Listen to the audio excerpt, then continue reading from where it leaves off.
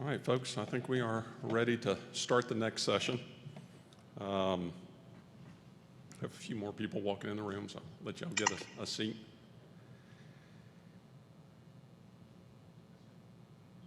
Randall, we set? We are set, okay. This particular session is going to focus on what is effective recycling markets and sustainability initiatives, mainly focusing on the area of plastics. This session is being moderated by Nancy Womack. Nancy is the Director of Account and Sales Representative Development for Greif Recycling. So Nancy, I'm going to turn it over to you and let you drive the train and introduce the speakers. Thank you. Okay, great. Thank you, Gene. And hello, everybody. Sorry that we can't be there in person with you, but we're happy to at least still get our message out today. It may be confusing that I work for a paper recycling company and I'm moderating a plastic session, but I feel like the message on that you all are going to hear today is really needs to be heard. We have got some very passionate presenters on this panel. I expect it to be entertaining with some of the information. We're just going to wait and see what happens, but they've got lots of knowledge. And so get ready for a lively conversation. We're going to start it off with Stephanie Baker. Stephanie is with KW. She's the Director of Market Development. What that means is that she does policy work, public and community relations, and sustainability initiatives on brands. She also, she's been with KW for 18 years. She's got a wonderful husband and 2 beautiful daughters. She's also a city councilwoman in her hometown of Troy, Alabama. So she's got a lot of influence around her. And she lives in Sister Schubert's old house. I think if anybody never knows who Sister Schubert is. So go ahead, Stephanie. What an introduction. Thanks, Nancy, for convening us all together and to give an update in not only what the plastics market is doing, but what plastics looks like in the midst of a pandemic. I would love to say on the other side of a pandemic, but obviously there's a reason that we're not there with you today, but certainly appreciate this opportunity. As Nancy said, I do work for KW Plastics. We are the world's largest plastics recycler located in Troy, Alabama. We make those claims to be the world's largest based on our capacity to both purchase raw material and reprocess that. We purchase high-density polyethylene and polypropylene, and our end product is a post-consumer resin pellet. A lot of people call that PCR, that goes into a wide variety of applications. This gives you just a quick look at the KW process, and when I say a reprocessor, that means if you're looking at this cycle, after the bales have been created at the MRF, they come to our facility. They go through an inspection. They go through an intense cleaning process, size reduction process. From flake, it goes into an extruder process where the tiniest micros of contamination is filtered out. The end product, as I said earlier, is a PCR pellet where it goes through, again, a series of testing and COVs before it's shipped back out to our customers. So this is a quick look at the types of materials that we are purchasing every day. We purchase from throughout continental North America. Demand for this material continues to go up. We are always buying. We can never get enough good quality material. And this is that end product to give you a look at that. And these are some of our customers. Obviously, those are some brands that you recognize. We say that because of the customers and the various applications we supply, KW resin is virtually in every home in America. So you see there are a variety of home goods, packaging, automotive, paint and coatings, agricultural goods, recreation types of applications. So talking about the impact that COVID-19 had, initially, we heard a lot about essential businesses.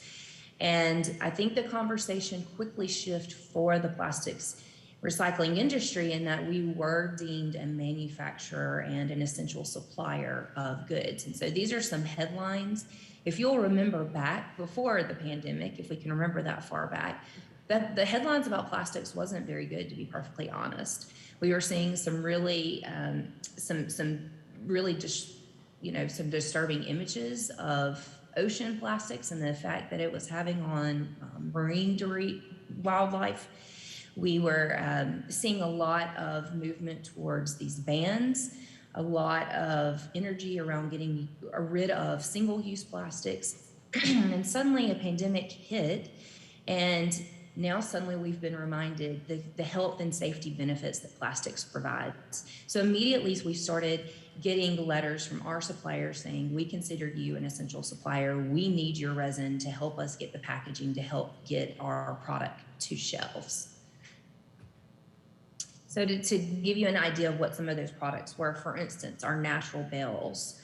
And we've heard a lot about the price of natural recently, but the demand of that just keeps going up. Again, as Americans, we were at home. We were being much more conscientious of washing our clothes, keeping our homes safe with a lot of cleaning agents. And so these are just some examples of some of the products that the applications with those natural. These are the things that we saw flying off store shelves, right? The detergents, the cleaning agents. You see that Clorox there. The Clorox wipes, I don't know if I've still seen those in a year and a half. And obviously the body care, the body wash, the shampoos, those types of things. With our mixed color, what you're looking there on the right side of your screen is automotive parts. We heard a lot about the automotive industry. We did see that stop abruptly as a lot of automotive plants shut down. They reconfigured to be able to manufacture PPE. And now we are seeing the surge in this high demand for car sales. If your car lots or anything like my local one, there's a lot of space. There's a lot of cars that are being sold, and the automotive industry is catching up to that. On the left-hand side, what you're seeing there is a tray that is used for planting and an azalea type of pot, a planting pot. So as Americans, we were home, we were tackling those do-it-yourself list. A lot of people, for the first time, maybe even planted home gardens, or they started doing landscaping, spending more time outside at home, tackling those projects. So we saw a lot of those containers, a big demand for that rise. For our polypropylene, again, this is post-consumer polypropylene. It's a lot of things like yogurt cups, disposable trays, tubs, lids, those types of items. We see this used in a lot of personal care items. You see some pots there that are used for, some lotions, toothbrush handles, razor handles, deodorant stick packaging, those types of things. A lot of caps and closures. And then actually the paint containers that you see is a sister company of ours, KW Container. They make paint cans. Again, we were all tackling those at home do-it-yourself list, taking advantage of being at home, perhaps having some extra money and time, and the paint season typically there is a paint season, it never stopped. The demand for that just went through the roof. It still is there. So we saw a lot of polypropylene going into those paint containers. I mentioned the natural bale pricing. I know that's been a hot topic. I won't spend a whole lot of time on this, but just to give you an idea of where we started in January 2020 and where we finished the month last month. And you can see that the pricing for this just continues to climb. On the sales side, I just handpicked a few months there, again, starting with January 2020 and ending actually in June of 2021 to see the resin sales. And we have been setting records month upon month in spite of a pandemic.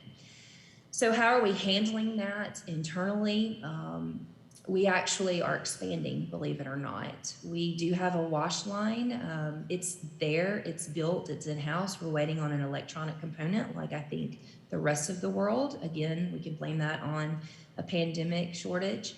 But we are installing, or we have installed and are getting ready to hit the button on a new wash line. And then we actually have got 2 extruders that we added, and we have placed an order for even more. So if there's one thing that I hope that you can take away from this, is that plastics have proven to have a high demand, to have a healthy demand. They certainly are an essential material in our culture today that provide a lot of health and safety benefits. And the industry is healthy, and we are making investments to keep that demand, to keep up with that, and to keep it growing. So Nancy, I know that we're going to spend a lot more time, I think, today on questions. We want to make sure, particularly having screens separate us from you guys, we want to make sure that we're talking about what it is that you want to talk about today. So I'll reserve the rest of my time for panel time today. Okay, thank you, Stephanie. You're so welcome. And for those of you that are participating virtually, go ahead, and if you have questions, there you can put them in the chat box or put them on the Q&A section down at the bottom. So we want to make sure we address all those. And then we're also going to have an option for people in the audience to ask questions as well.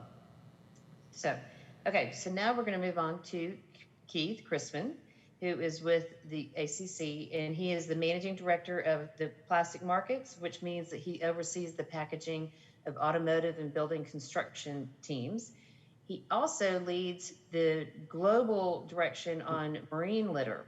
And just coincidentally, he just received his certification for diving. So we're glad that you're here, Keith, and you've got lots to tell us about the policy. Yeah, policy and any other marine litter information you want to share. Thanks, Nancy. Happy to be here with you all today. I'm going to talk about policy to create a circular economy for plastics. The American Chemistry Council, just a little bit of background. We represent the resin manufacturers, the raw material manufacturers for plastics, many of the large companies that are involved in this space, and increasingly other parts of the value chain as well. So happy to be joining you all virtually today. Back in 2018, we established some new important circular economy goals for plastics, and the direction that we're trying to go and set as an industry in the future that we see for plastics. I think Stephanie did a great job introducing some of the important roles plastics play in our society, whether it's for health and safety during the pandemic, certainly played an essential role there. But we're increasingly seeing also things like the importance of lightweight plastic parts that are used in automotive applications, also important areas in terms of creating renewable energy, batteries for electric vehicles, and other products. So plastics do play a very essential role, but now the important part we're trying to do is also create that circular economy, get plastics back into reuse after that time, and our members have made some important commitments there. Our 2040 goal is that all plastic packaging is reused, recycled, and recovered. And that's going to be a significant challenge for the United States, especially with some of the rural areas, make sure we get material back from those as well.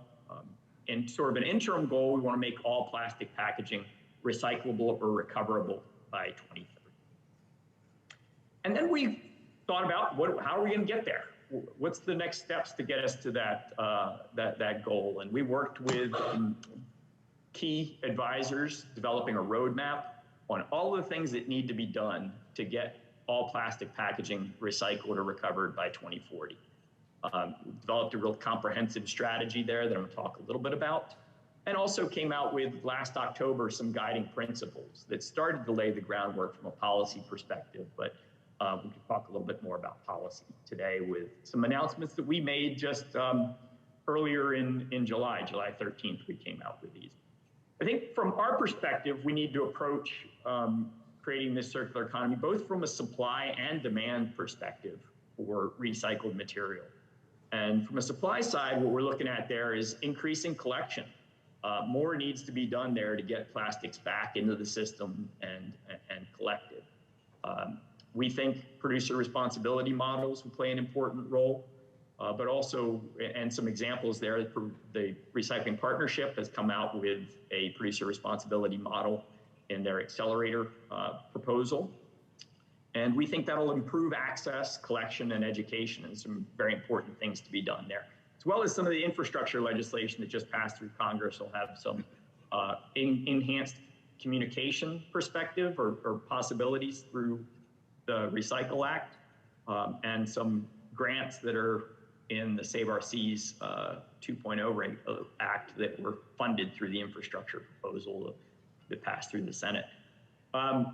Also then on the demand side, we think there's an important regulatory framework that needs to be developed, and bringing investments, make sure that we create an environment where the private sector feels that it can invest in creating demand and using recycled content.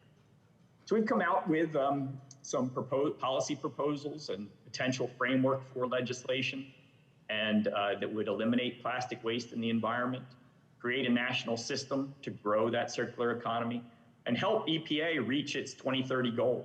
And we know there are 9,000 different jurisdictions around the country that in many cases recycle differently, have different approaches.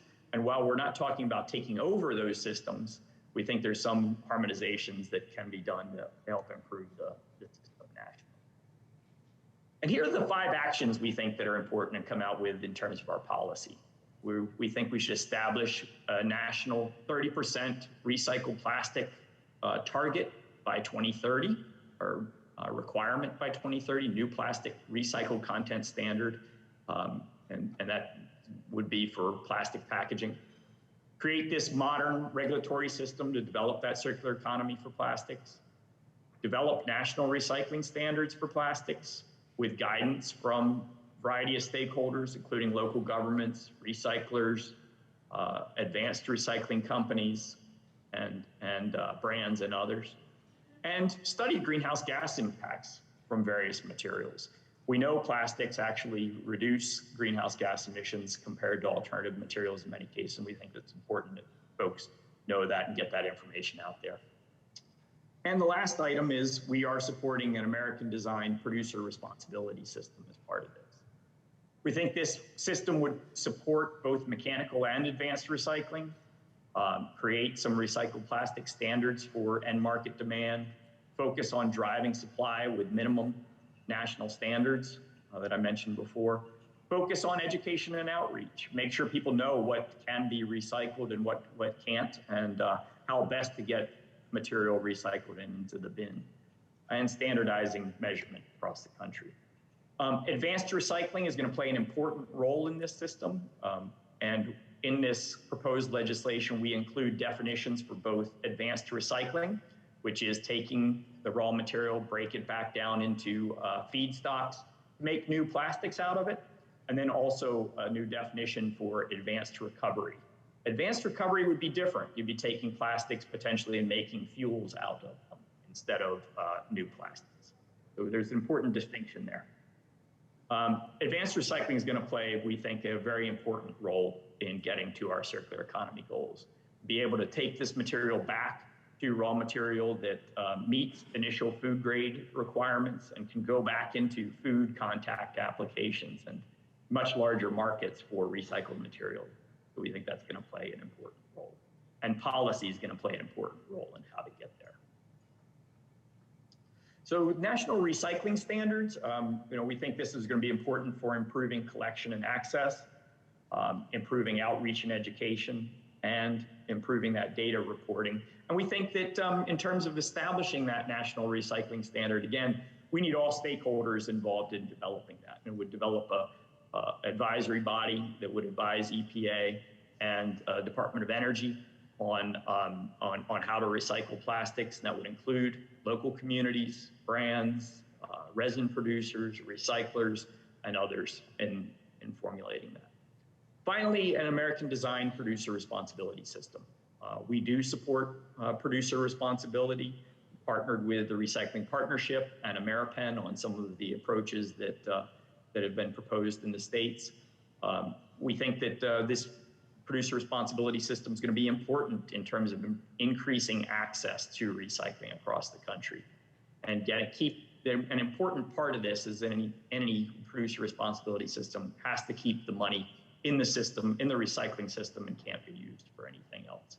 But otherwise, these are the principles that we're proposing in terms of producer responsibility systems. We all probably follow that 2 producer responsibility systems have passed in recent weeks, and we think there's an opportunity for potentially national policy on that as well as other states. And with that, I look forward to more of the discussion. Thank you.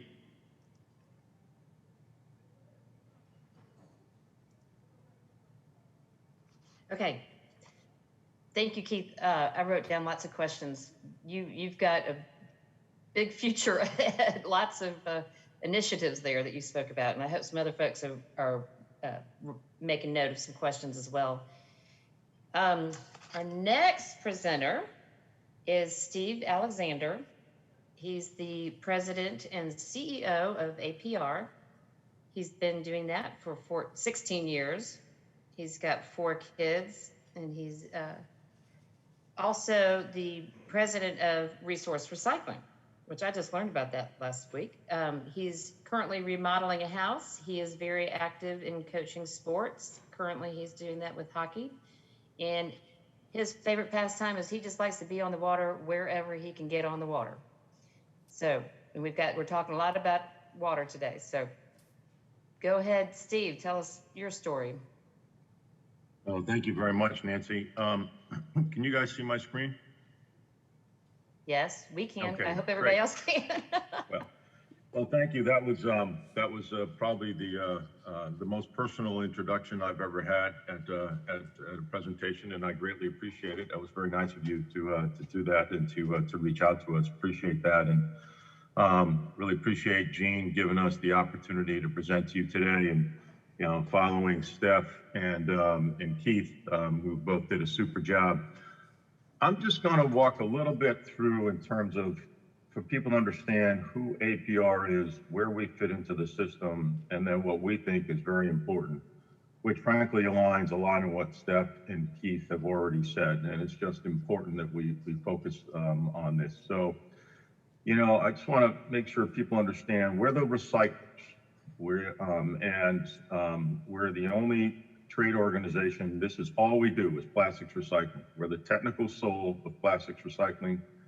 Lack of federal and national guidelines, our testing protocols, our design standards, our training program, our design guide.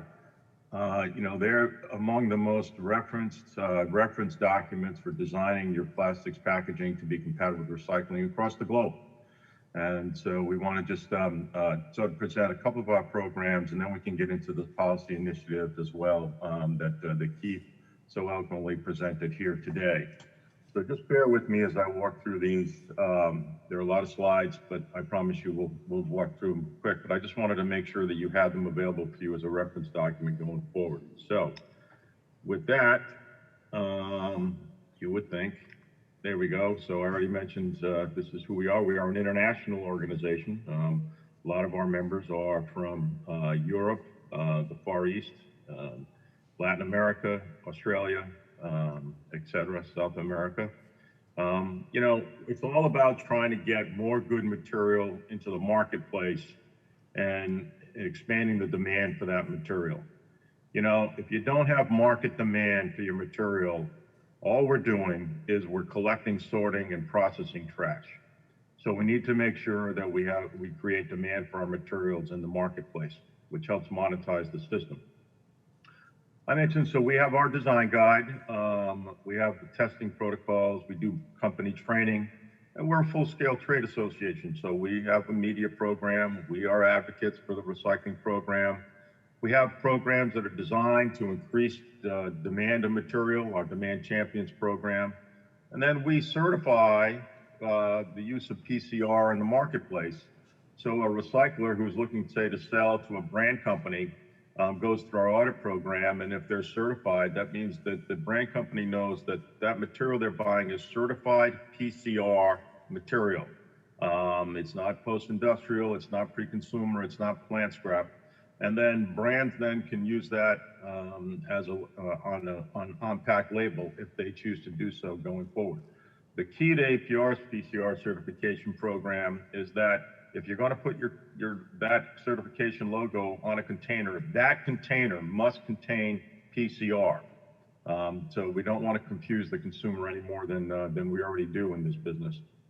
Again, this is an outline of our programs. I invite you to check on them and participate, say, in our webinar programs or listen to our podcast. We have a podcast called Recycled Content, and I invite you to certainly participate in those and listen. And any suggestions you might have for a good guest or a good podcast, we're happy to do that.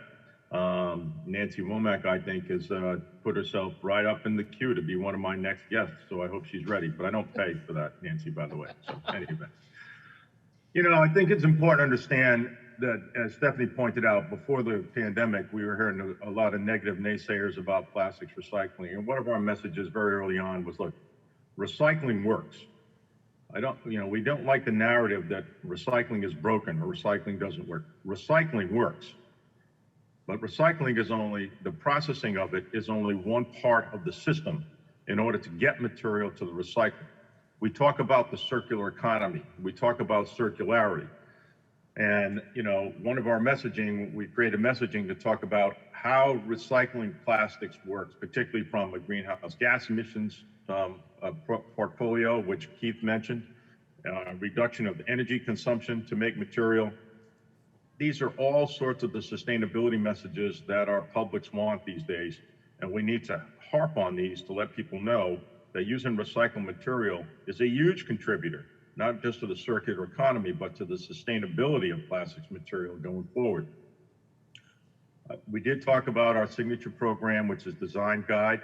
It is also online. It's very shortly going to become interactive. This allows for a brand company to determine whether or not a packaging or innovation that they're coming up with is in fact compatible with recycling. One of the big issues that we have in this current situation is that all the new innovations in packaging that have come out in the last few years are actually materials that contaminate the recycling stream. And worse than that, the packaging innovations tend to replace what have been historically recyclable packaging. You think about multi-laminate, multi-material pouches versus, say, for tuna fish from, Charlie the Tuna in a Can, which was a very recyclable package. And now you've got this multi-laminate pouch, which is a contaminant in the marketplace. Again, we have recognition programs. We publicize people who make innovations in marketing. We do customized training programs for companies. We meet with their design engineers and their packaging engineers to walk them through their product mix and their container mix to determine the changes necessary in order to make their packaging compatible with recycling. Again, when we talk about recyclable, it's got to have these 4 components, including the demand component. If there's not a market demand, we don't consider the material recyclable, and we have standards for that that I'm happy to share with you. But when we talk about the circular economy, there's a key component here that is so critical. And Keith talked about producer responsibility and how that plays such a big role. Part of that responsibility is not just monetization. When you think about circularity, what you're talking about is material going into the system that is able then to be processed through the system to create, coming out at the other end, feedstock to be reused again. Historically in graduate school, we had a saying called garbage in, garbage out. You simply cannot allow the system, the circular system, to create good recycled material if you're contaminating the very stream of material upon which you're looking to process and create recycled material from. So one of the key components and one of the first components of creating a circular economy is design. You must design your product so it's compatible with the recycling stream in order for us to begin to achieve circularity in the system. Otherwise, garbage in, garbage out. That's just a key component that we talk about all the time. And that's why design is such a critical thing. Brand companies really can control 3 things. They can control the design of their product. They can control the amount of recycled material they purchase to help monetize the system. And they can control the messaging to their consumers and their publics about how their product is recyclable or it's not recyclable, or what needs to be done. So the last thing we really need is more greenwashing and recycling. And so those are the three components when we talk about circularity, when we talk about infrastructure. That's what the brands can do. And so that's what we try and, let's pare it down to what people can actually do to implement the system and help the system grow and develop. So we've created some scenarios in terms of messaging documents, in terms of how we give recyclable plastics a new life. These are the three primary resins that we're working with at this time. Obviously, we work with all of them, but it just shows what some of the applications are to help consumers understand, when we talk about polypropylene, what products are we talking about? Are they recyclable? And going forth, because obviously the biggest question that a lot of consumers have is, can I recycle this? Keith mentioned this, and he's absolutely right. We have 20,000 communities in this country. We have 15,000 different recycling programs. 9,000 of them take different things. We do an incredible job of confusing the consumer in all of our households. We need to try and streamline this so that we're eliminating the confusion in the marketplace. And frankly, policyholders aren't helping in certain areas. They're giving the market mixed signals, particularly say what's happening in California right now. We know that polypropylene is such great demand out there. There's a great price for it. It's the growing resin in the marketplace. It's skyrocketing. Demand is skyrocketing. And yet proposals in California talk about taking polypropylene off the statewide recycle list. That is exactly 180 degrees opposite of what we need, the type of guidance that we need in the marketplace. There's ample investment sitting on the sidelines looking to get into this space to create more recycling infrastructure, but they want some level of certainty. And we simply can't continue to provide mixed signals in the marketplace going forward. This is essentially, we talked about this. We were a very early supporter of mandated recycled content. Again, that comes into the demand market. Recycled content and demand markets help monetize the system. You heard me say before that unless you have a demand market, the system is a cost system. You're collecting, sorting, and processing trash. There's no market. That's a terrible business model. Demand is what monetizes the system.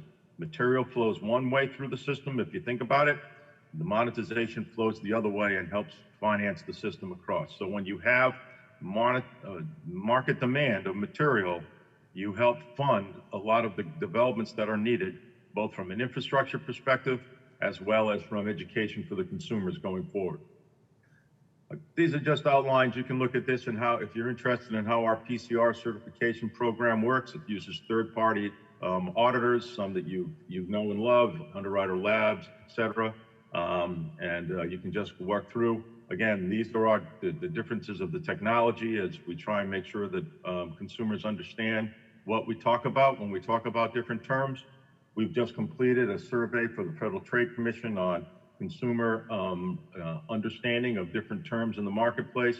We have to give it to them before we can tell anybody about it, but there were some very surprising results in terms of what consumers think when we talk about these sorts of terms.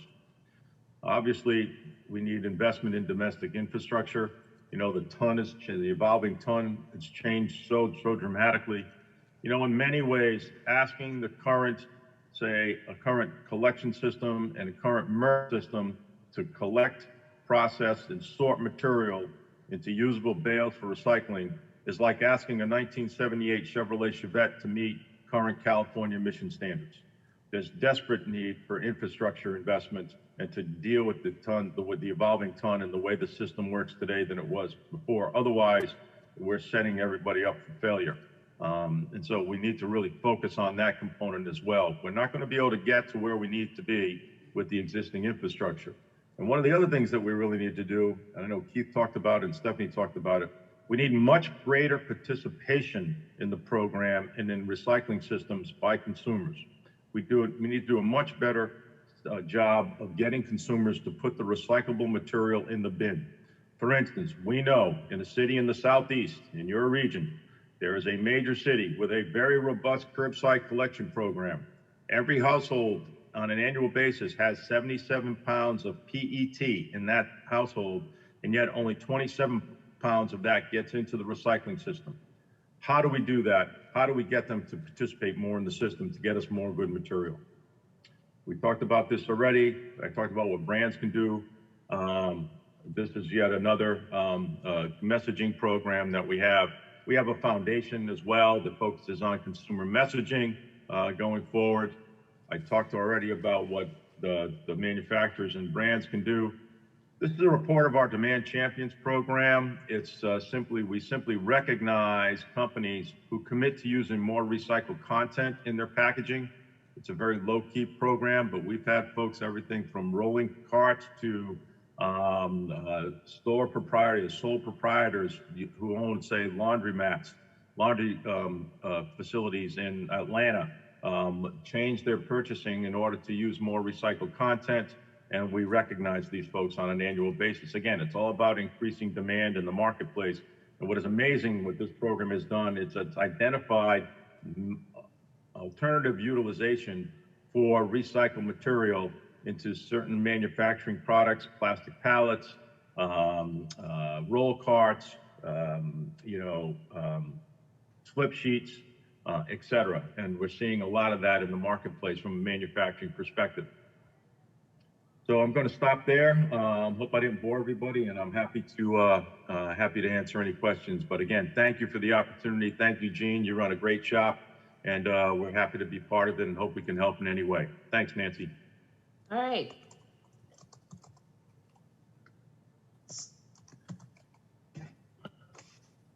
Okay, if we can get Stephanie back to join us.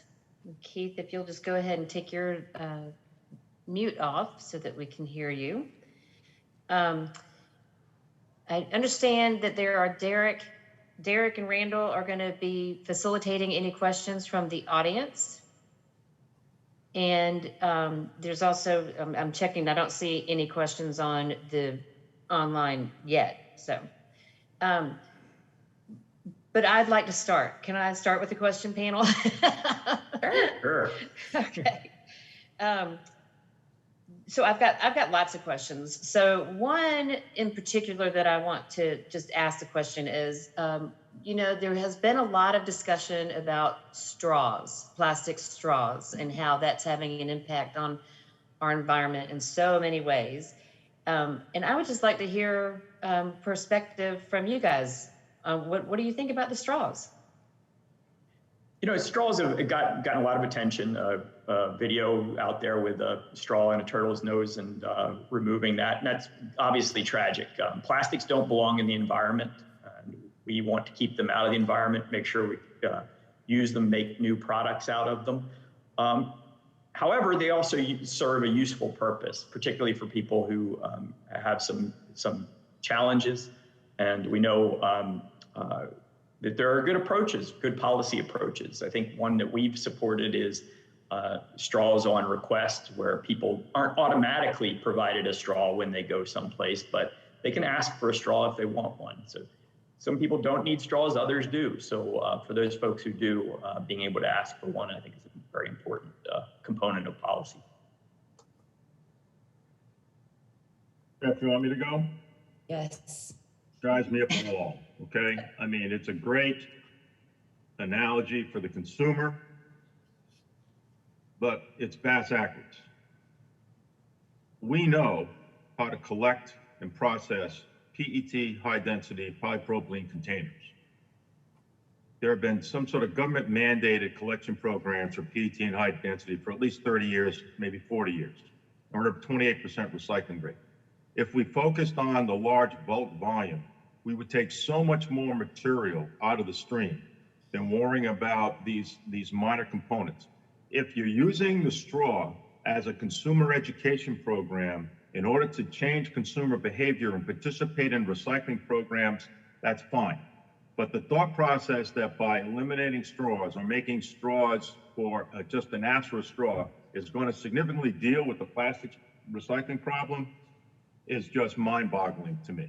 So I think that if you want to use it as the first step to say, okay, this is what you can do as a consumer, but this is really what you can do in order to affect change, that's great. But it's terrible, no question. It doesn't belong in the environment. Six-pack rings don't belong in the environment. It's an infrastructure issue. So anyway, I'll be quiet. I don't know that I can add too much more to that. Okay. I will tell you that plastic straws primarily are polypropylene. It is something that we can recycle if it can get to us in the system, and it has a very high demand, and it's a good resin.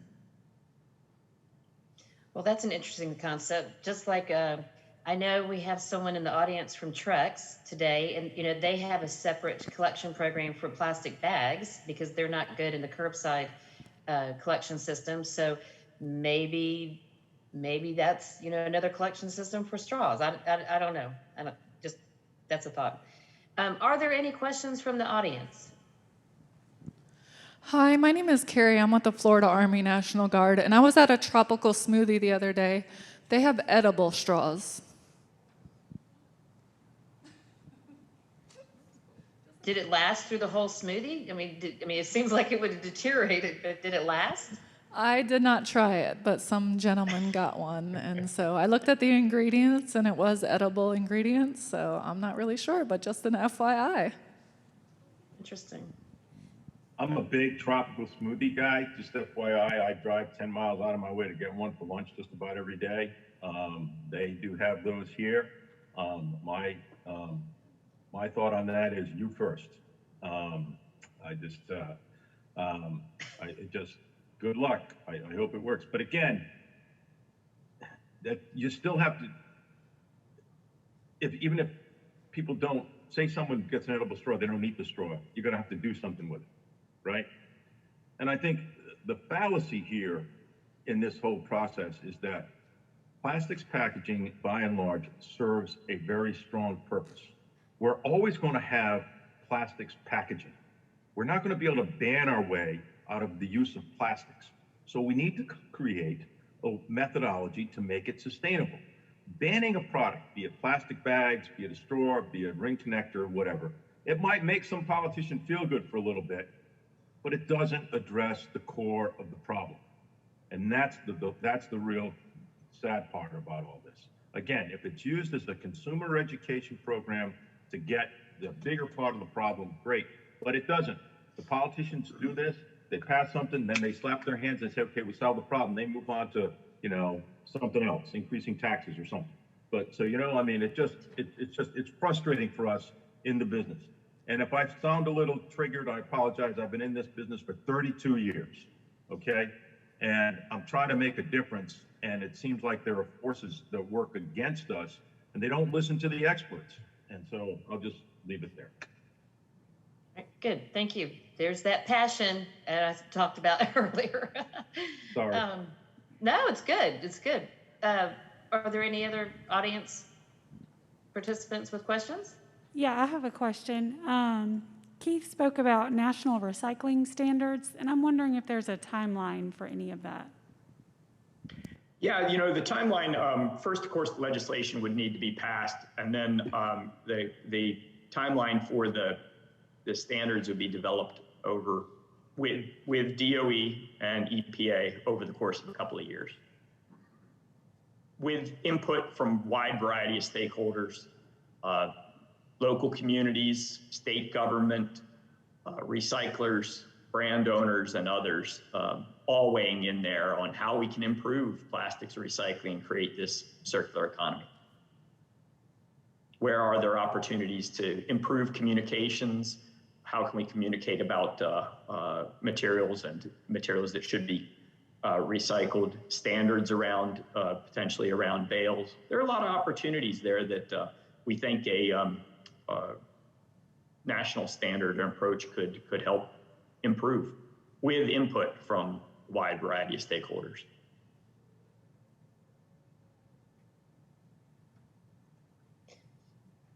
Any more audience questions? Yes, I have a question for Keith.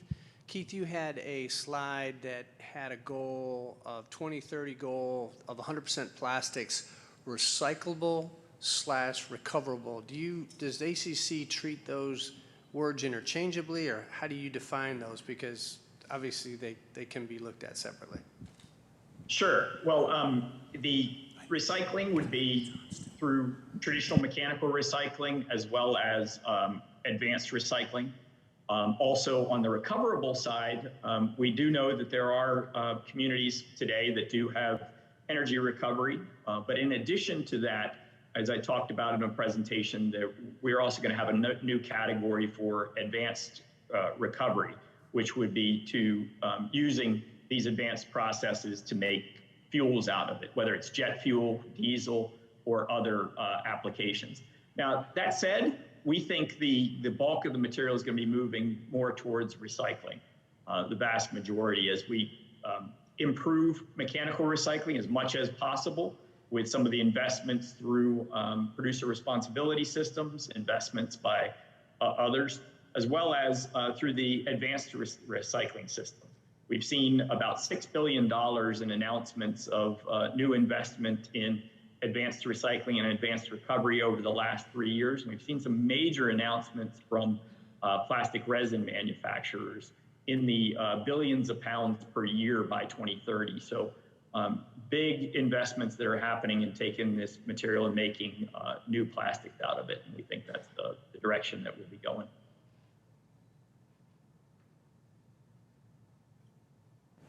Suzanne Boroff with the Florida DEP. We have a pretty robust recycling program here in the state, and our recovery for plastic is abysmal. We have like a 7% recovery rate for your plastic containers. And we think part of the issue is most of the ones that are being consumed in the home are being recycled. But where the bulk of the material is not being recycled is away from home consumption. Your offices, your hotels, your parks and recs, that type of thing. There's not anything in place to collect it there. And that might be a good place to, if you're wanting to recover more, to where to put your money. There's certainly opportunities there, and I think that's why we think that some standards are needed, as well as some of the investment around producer responsibility systems to increase access and collection of material. On the go is certainly one of those opportunities. Commercial uses of materials is another. Film is an area, plastic film is an area where there are significant opportunities to increase collection. Today, a lot of that material can be brought back to grocery stores for recycling. We do also need to find more convenient ways for consumers to recycle film and other applications like that. Steve, anything you want? Sorry. No, I was just going to say that's an excellent question because I get made fun of often because I bring my plastic bottles home with me. And, you know, I even pack up my little bar of soap from the hotel room. I put the paper in I bring all my recycling back home with me when I travel because I just don't see, you know, they only have one option. So that's an excellent question. And that is a great initiative that needs to be addressed. Multifamily is another area where recycling is really quite challenged and doesn't really have much access, and is an area that needs to increase dramatically if we're going to get to creating a circular economy for all materials.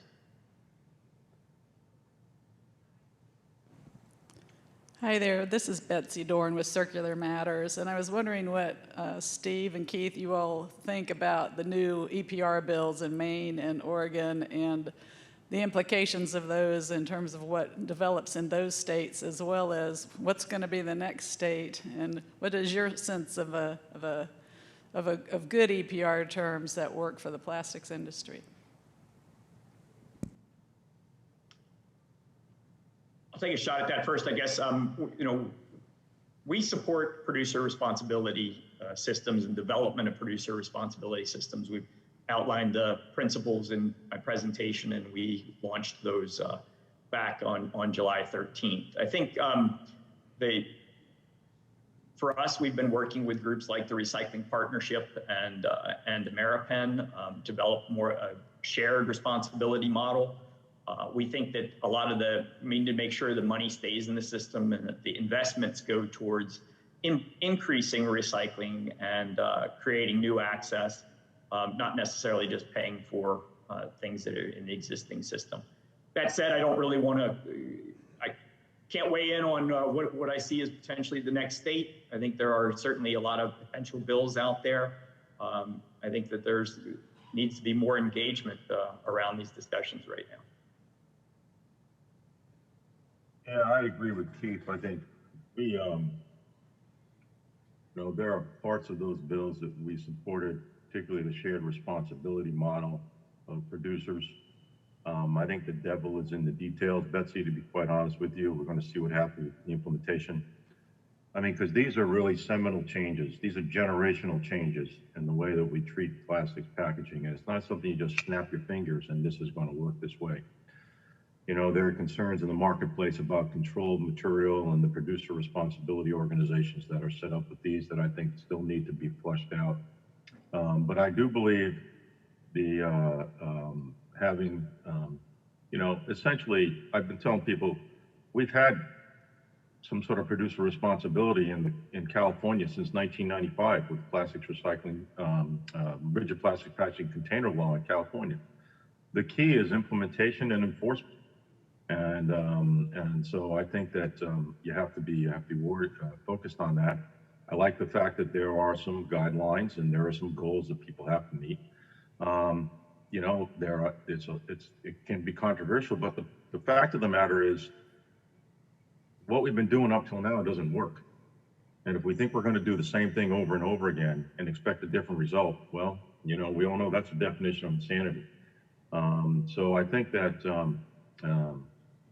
even the discussion of EPR bills combined with the unveiling of the U.S. Plastic Pact and the brand commitments there, we think is changing some of the process and some of the commitments of the brands to focus on this a little bit more. And that's really what we need. We need brands to design their packaging more so they're recyclable. And if this is the methodology in order to get them there, so be it. But, states love to imitate one another. So now you've got Washington and you've got California and you go to Oregon and, I think, look for Maine, and then look for New Jersey and Minnesota and Massachusetts and New York. And I think you're going to start seeing a lot more of these. So I think it's incumbent upon us to make sure that they work, they solve the problem. That's the issue. The issue is you don't want politicians to pass something that doesn't work. That's the real issue, and it's incumbent upon the recycler industry, all industries, to be engaged in discussions, not to just oppose, but to say, okay, how do we make this work to solve the issue? Because if it doesn't work, then it leads to bans, and that doesn't solve the issue either.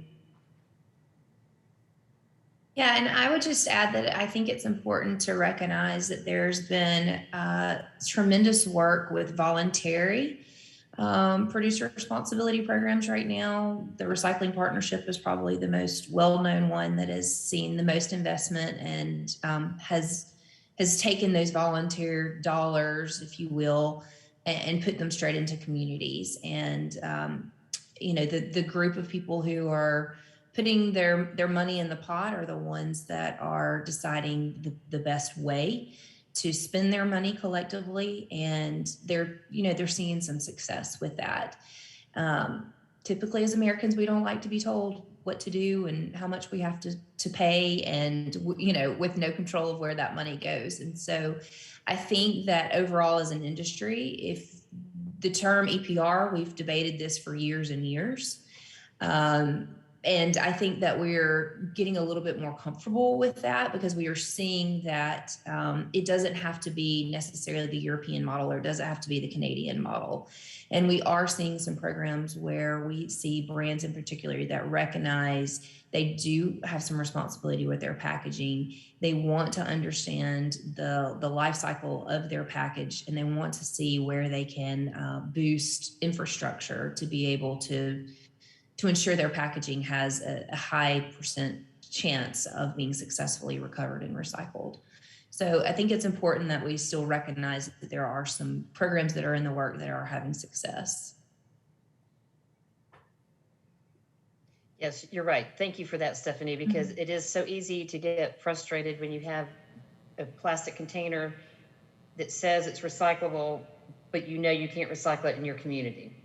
But there are successes, and we just need to keep pushing that and expanding the collection, like Keith was talking about. Any more questions in the audience?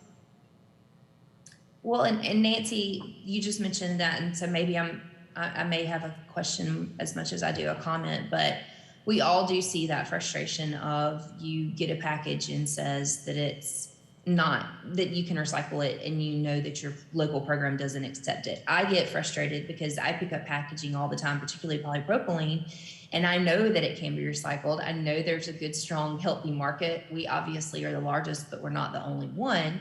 And I'm seeing a label that says you can't recycle it, or you have to, check locally. So there is a very big disconnect between what our communities are accepting and what healthy domestic markets exist. And a lot of that relies on your contracts. And I know in the audience we have a lot of people who may be working with your haulers, maybe you are the haulers. And so I would really encourage more discussion to be around. I know I've spent some time in Florida in the past with some legislation around what are those, is there a common suite of materials that Floridians should be collecting for, recycling.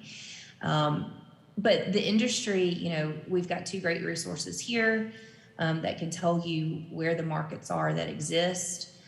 We should not be relying on NGO groups that are telling our industry what can be recycled and what can't be recycled. And we, in fact, are sitting at the table and we are the ones that are collecting the material. And I think we do need to recognize as well that the infrastructure there are definitely some weak points in the infrastructure. Not all MRFs are created equal.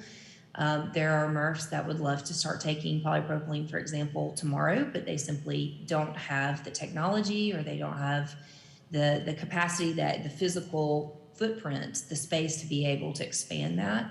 But there is a lot of technology that is coming on the line, a lot of robotics, a lot of investment in just in technology and being able to upgrade those MRFs now. So I would encourage, if we do have any audience members who are interested in expanding the materials that your programs collect, that you really talk with your communities, you talk with those that are negotiating the contract, and give us an opportunity to help you, provide you with some information so that you know where your markets are, particularly in the Southeast.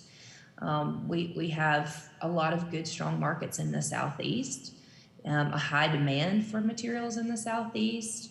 But unfortunately, our collection just, we're the markets that are like us, that are located in the Southeast, we're having to travel outside the Southeast every single day to be able to bring those markets home.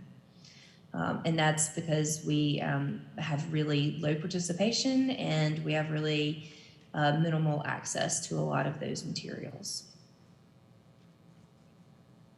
Great, thank you, Stephanie. Nancy, Anyone this in is the Gene. audience? Yeah. I think Oh, that hey, Gene. I don't see any more hands in the audience for questions. We don't have any virtual comments, do we, David?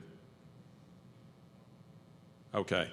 Well, I would like to have the audience, if you would mind, give a round of applause for our presenters. You guys can't see the audience, but they are applauding you. We're at the break point now, so we're ending just a little bit early, so give us just a few minutes. Nikki, do we have lunch set? Yeah. They are set. Okay. All right. So the way that we're going to get into lunch is through the exhibit hall. We'll go all the way into the back, and then you'll see the doors into the lunch area.